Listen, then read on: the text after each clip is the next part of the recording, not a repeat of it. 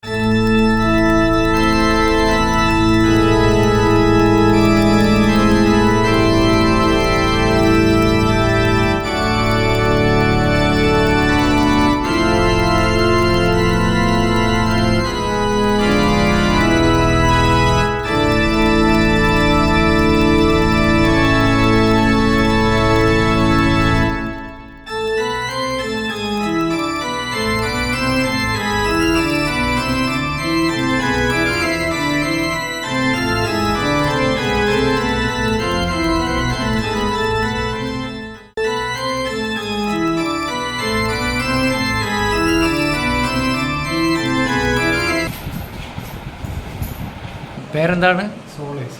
കൈക്കാരനാണോ? കൈക്കാരനാണോ പണത്തിൻ്റെ മുഴുവൻ കൈകാര്യം ചെയ്യുന്നത്? 3 പേരുണ്ട്. 3 കൈക്കാരന്മാരുണ്ടോ? ഞാൻ Josy, accountant cum office secretary ആയിട്ട് വർക്ക് ചെയ്തു.